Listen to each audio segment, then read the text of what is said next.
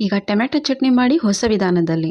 ಮೊದಲು ಒಂದು ಪ್ಯಾನ್ನಲ್ಲಿ ಸ್ವಲ್ಪ ಆಯಿಲನ್ನು ಹಾಕಿ ಅದು ಬಿಸಿಯಾದ ಮೇಲೆ 1 ಚಮಚ ಜೀರಿಗೆಯನ್ನು ಹಾಕಿ ಅದು ಚಟಪಟ ಅಂತ ಸೌಂಡ್ ಬಂದ ಮೇಲೆ 4ರಿಂದ 5 ಬೆಳ್ಳುಳ್ಳಿನ ಹಾಕಿ ಅದನ್ನು ಕೆಂಪಗೆ ಹುರ್ಕೊಂಡಾದ್ಮೇಲೆ 4ರಿಂದ 5 ಬ್ಯಾಡಗಿ ಮೆಣಸಿನಕಾಯಿನ ಹಾಕಿ ನಂತರ 1 ಕಪ್ಪಷ್ಟು ಈರುಳ್ಳಿನ ಹಾಕಿ ಅದನ್ನು ಕೆಂಪಗೆ ಹುರ್ಕೊಂಡಾದ್ಮೇಲೆ ತುರಿದ ತೆಂಗಿನಕಾಯಿ ಅಥವಾ ಮಿಕ್ಸಿಯಲ್ಲಿ ಪುಡಿ ಮಾಡಿದ ತೆಂಗಿನಕಾಯಿಯನ್ನು ಹಾಕಿ ಅದು ಒಂದು 4ರಿಂದ 5 ಚಮಚ ಹಾಕಿದರೆ ಸಾಕು. ನಂತರ ಇದಕ್ಕೆ 3ರಿಂದ 4 ಟೊಮೆಟೊ ಹಣ್ಣನ್ನು ಅರ್ಧ ಭಾಗದಲ್ಲಿ ಕತ್ತರಿಸ್ಕೊಂಡು ಹಾಕಿ ಅದನ್ನು ಸಹ ಚೆನ್ನಾಗಿ ಫ್ರೈ ಮಾಡ್ಕೊಬೇಕು.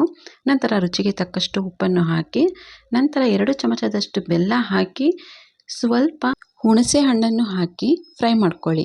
ನಂತರ ಅದು ತಣ್ಣಗಾದ ಮೇಲೆ ಮಿಕ್ಸಿ ಜಾರಲ್ಲಿ ಹಾಕಿ ರುಬ್ಬಿಕೊಂಡು ಒಗ್ಗರಣೆಗೆ ಸಾಸಿವೆ, ಕರಿಬೇವು ಹಾಗೂ ಮೆಣಸಿನಕಾಯಿನ ಹಾಕಿದರೆ ರುಚಿಯಾದ ಟೊಮೆಟೊ ಚಟ್ನಿ ರೆಡಿ. ವಿಡಿಯೋಗೆ ಲೈಕ್ ಕೊಟ್ಟು ಸಬ್ಸ್ಕ್ರೈಬ್ ಆಗಿ. Thank you.